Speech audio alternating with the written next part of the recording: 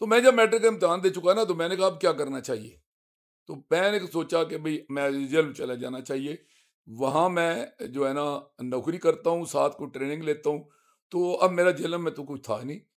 तो मेरे पास यही था कि मैं नसीम अखबार के दफ्तर में पहुंचा, उस नक्शबंदी साहब के पास, मौलाना साहब नक्शबंदी साहब बड़ी दिलचस्प शख्सियत थे। तालीम उनकी पूरी सी थी, लेकिन राही बरादरी उनको बड़ी सपोर्ट करती थी। नसीम अखबार निकालते थे कश्मीर से भी और जेलम से भी, मीरपुर से भी, बड़े उनको लोग सपोर्ट करते थे। एक चौधरी मोहम्मद आलम थे, अंजमन राइयाँ कश्मीर के इंग्लैंड में होते थे, वो उनको बड़े सपोर्ट करते थे। तो वो अखबार उनका बड़ा कामयाब था अफसरोजा अखबार। मैं उनके पास पहुंचा, उन्होंने पहले तो मुझे हाथों हाथ लिया कि जनाब क्या बात है जी, वो तू तो बड़ा बच्चा है, तू अच्छे मजमून बेचता है, तू बड़ी खबरें बेचता है, तू बड़े मजमून लिखता है, तू बड़ा लायक है। क्योंकि मिडिल में भी उन्होंने तस्वीर छापी थी, मैट्रिक में, प्राइमरी में भी छापी थी। अब मैट्रिक वाली बात आई कि उन्होंने कहा अच्छा इम्तिहान दिया, मैंने कहा बड़ा दिया है। तो मैं वाला साहब के केस के लिए इधर आता था ना जेल में मुलाकात वगैरह के लिए, तो उनसे मुलाकात होती रहती थी। तो मैं जब यहाँ आया, तो अब जब मैंने उनको ये पता चला ना कि ये तो अब आ रहा है मेरे पास नौकरी के लिए, तो यकदम उनका रवैया तब्दील हो गया। वो जो ए, ए, म, इतराम वाली मोहब्बत थी, उसकी जगह पर वो तुस्सी की जगह तू आ गया। हालांकि वैसे भी वो बुजुर्ग थे, मुझे तू कह के पुकार सकते थे, लेकिन फौर उनका रवैया चेंज हो गया। तो मुझे कहने लगे अच्छा तो तू नौकरी करेगा? तो मैंने कहा जी मैं नौकरी तो करूंगा, साथ में जो है ना वो काम भी सीखूंगा। अगर कल मैं पास हो गया ना, तो ऐसी नौकरी का बंदोबस्त करके देना कि मैं यहाँ कॉलेज में पढ़ता भी रहूं और मैं साथ नौकरी भी करता रहूं। तो उन्होंने कहा कल दी गल ते कल देखेंगे ना, अभी तो तू सुन मेरा ड्यूटी समझ ले। मैंने कहा जी क्या फरमाए, क्या ड्यूटी है?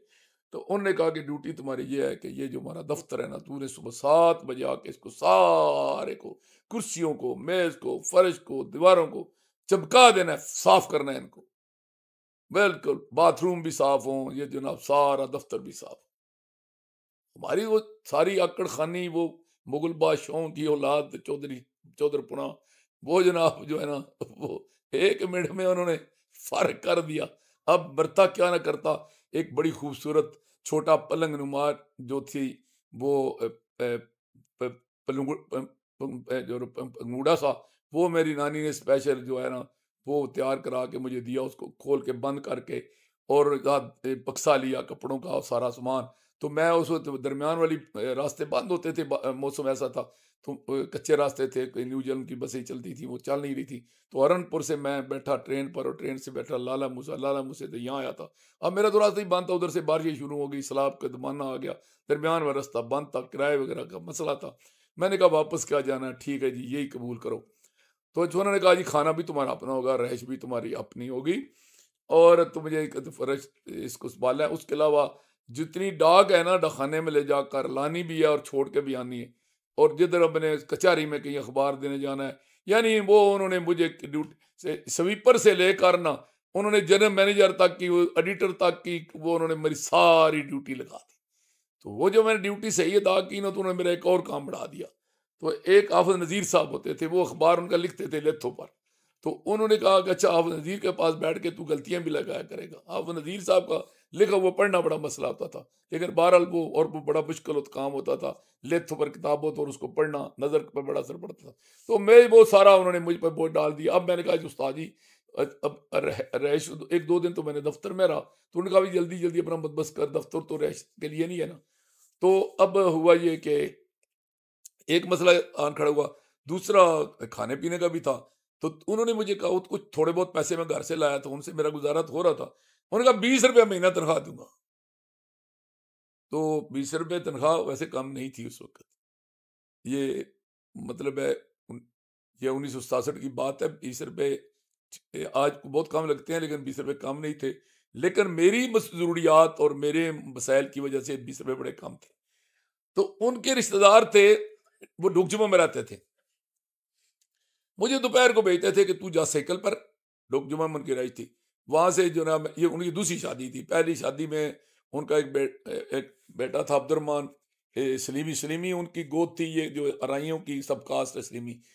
उनका बेटा था अब्दुर्रहमान सलीमी, और एक दूसरा बेटा था। तो वो 2 बड़े इंग्लैंड में होते थे। इस नई जो दूसरी बीवी थी, ये उनसे उम्र में काफ़ी छोटी थी, लेकिन इसमें भी बच्चे थे उनके। तो मैं जब घर उनका लेने जाता था ना अपना रोटी दोपहर को, तो उनकी बेगम जो है वो छोटे बच्चे को मुझे सराजुद्दीन गालिबन उसका नाम था, सराजुद्दीन या इस तरह का, वो मुझे उठा देती कि उसको तुम पकड़ रखो, मैं रोटी तैयार कर लूँ। अब मैं ना कभी उस्ताद जी ने कहा कि तू खा मेरे साथ खाना खा ले, ना उनकी बेगम ने कभी मुझे कहा कि खाना लेने गया तो तू खा ले। तो वो मैं उसको उठा लेता था, वो कई दफ़ा मेरे कपड़ों पर पेशाब कर देता था, कई दफ़ा पखाना कर देता था। तो अजीब-सी कैफ़ियत थी, मैं न जाए रफ़्ता न पाए मानने वाली बात थी।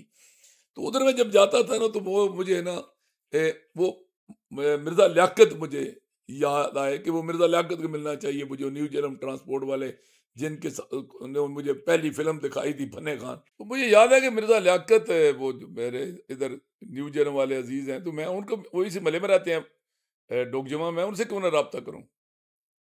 अच्छा, उसके अलावा ना जब हम छठी जमात में और 7वीं में पढ़ते थे ना तो डोगजमा के एक मिर्ज़ा महबूब थे, बाद में वो हेडमास्टर नग्यार स्कूल बने थे, वो भी हमारे कुछ दिन पढ़ाते रहे थे। और एक संगोई के थे हमारे उस्ताद जो थे ना वो असदुल्ला शाह।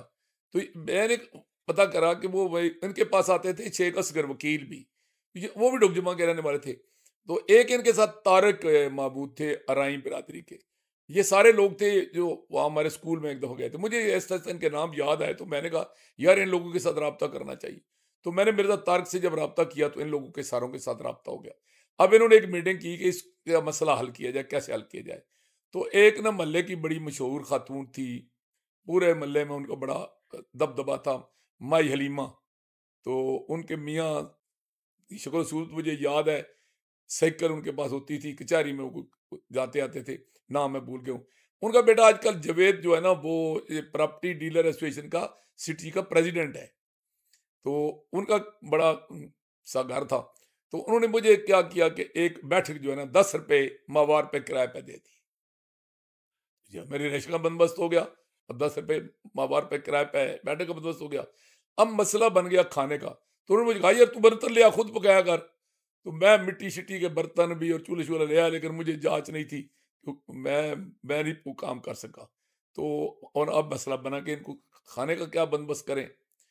तो उन्होंने क्या किया कि उन्होंने कहा कि अच्छा आप ऐसा करते हैं आपको कि आपको एक मलिक होटल है उस पे खाना आपका लगवा देते हैं। तो वहाँ ₹10 जो है ना माहवार पर मेरा खाना लग गया। अब ₹20 जो मुझे तनख्वाह मिलती थी वो तो इधर सर्फ हो गए कि भाई ₹10 जो है ना वो लग गए उस पे कमरे के किराए पर, और ₹10 में खाना। तो बाकी गुजारा कैसे करना है। तो उस वक़्त उन्होंने क्या किया कि जी वो तारक के जो ना एक मामू थे, फ़ज़ल करीम, बहू फ़ज़ल करीम, जो वो बाहर होते थे उस वक़्त इंग्लैंड में। बाद में वो डोगजमा में मैं जब आकर अमली ज़िंदगी में आकर ठहरा, तो उस वक़्त बहू फ़ज़ल करीम बड़ी किराना मर्चेंट बड़े मशहूर थे। तो उनकी बेगम बड़ी नेक खातून थी। तो वो उनकी तारक की मानी थी। तारक ने कहा कि ऐसा करें मानी, हमारा दोस्त है तो इसका कुछ आप ऐसा करें कि कुछ करें। तो उन्होंने कहा मेरी एक बेटी है और एक छोटा बेटा और एक दरमियाना बेटा है, तीनों को पढ़ाए। तो मैं उनको पढ़ाने लगा, ₹10 उन्होंने मेरा जो है ना ट्यूशन फीस रख दी। अब जब उस्ताद जी को पता चला कि भई ये तो बच्चों को पढ़ाता है, तो उन्होंने कहा अच्छा यार तू बुनियादी तौर पर तो तुम्हारे इदारे का मुलाज़िम है ना, तू तो बच्चों को पढ़ाता है, तो मेरी बेटी खालदा को भी पढ़ाया कर। तो मेरा ख्याल था कि उस्ताद जी मुझे उसकी ट्यूशन भी देंगे। महीना 2 में बड़ा उम्मीद में रहा कि अभी मेरी तनख्वाह के साथ ट्यूशन मिलेगी। लेकिन उस्ताद जी ने कहा, "ओ तेरी छोटी बहन है, तैं उसको पढ़ा बस ठीक है।" तो वो मैं खालदा को भी पढ़ाता था। तो ये मेरा ना वहाँ सिलसिला चल निकला। तो वो आखिर में एक और बच्चा उन्होंने अरेंज किया। वो उसकी मुझे अब याद नहीं, उसकी ड्यूटी थी कि तूने ये किराया देना है।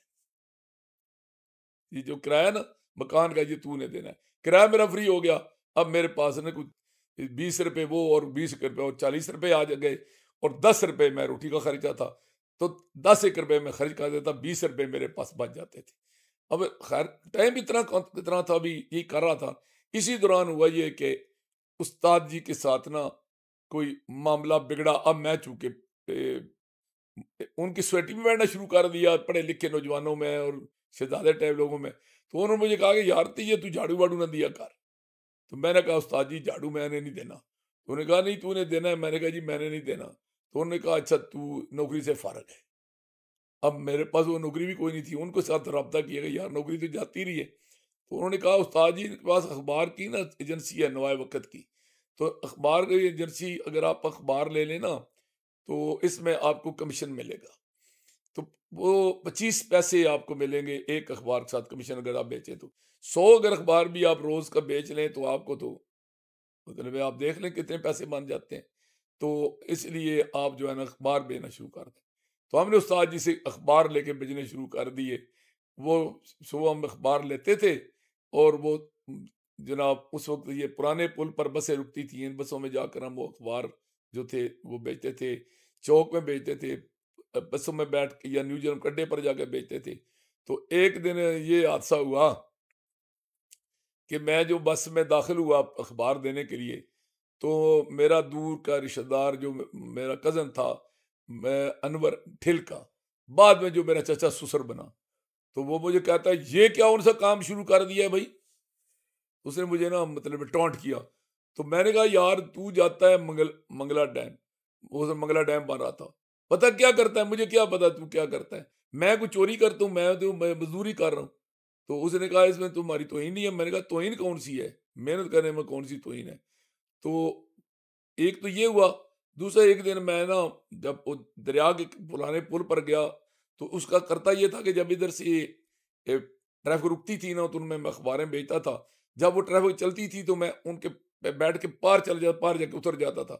उधर जो ट्रैफिक रुकी होती थी ना, मैं उनमें बस में अखबार बेचना शुरू कर देता था, और वहां से जब वो इधर आती थी ना ट्रैफिक, तो मैं उनके इधर आ जाता था। तो वहां ट्रैफिक रुकी और मैं अखबार बेचने के लिए जब बस में दाखिल हुआ, तो आगे ना वो मास्टर खुशी मोहम्मद, जिनका मैंने जिक्र किया है गाँव में, कि जिनकी वजह से हमारे गाँव में ये सारे मामलात हुए, तो वो बैठे थे। तो उन्होंने मुझे जब देखा ना कि ये, मैंने आवाज़ लगाई ना, "आज का ताज़ा अखबार नवायत लीजिए, आज का ताज़ा अखबार।" तो उन्होंने मेरी तरफ देखा, भी आवाज़ तो जानी-पहचानी, आगे मैं था। वो मुझे देखकर बड़े हैरान हुए और मैं उन्हें देखकर बड़ा हैरान हुआ। लेकिन मैंने कहा कि अब मैं इसको देख के नीचे नहीं उतरूँगा। मैं बकायदा बस में चला गया और मैंने ब पूरे ज़ोर-शोर से अखबार की आवाज़ लगाई, और अल्लाह की मेहरबानी ये हुई कि उस अखबार में उस बस में मेरे 5 अखबार बिक गए। हालाँकि वो एक-दूसरे से पकड़ के भी पिंडी जा रहे थे, पढ़ सकते थे। लेकिन उन्होंने उनको मेरे पर ख़्याल आया, उन्होंने अल्लाह ने उनके दिल में बात डाली कि भई बच्चा है, स्टूडेंट है, तो ये अखबारें बेच रहा है। तो मेरी 5 अखबारें बिक गई। तो मैंने वो झिझक नहीं महसूस की, तो वो मेरी 5 अखबारें, मेरे दिल में एक बात आई कि अगर आप मेहनत से को आर समझेंगे तो कभी तरक्की नहीं कर सकते। और मैंने अगर मेहनत को आर समझ के वहां से निकल जाता कि यार वो देखो मेरा मुखालिफ आदमी बैठा है और देख रहा है मैं अखबारें बेच रहा हूँ, तो मैं कभी मतलब जिंदगी में तरक्की ना कर सकता।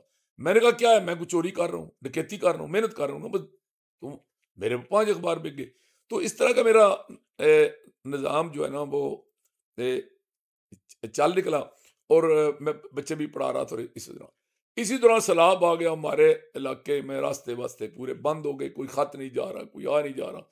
वही मामला फिर हमारे घर में शुरू हो गया कि किधर गया हमारा बच्चा, वही रोना धोना वही सारा।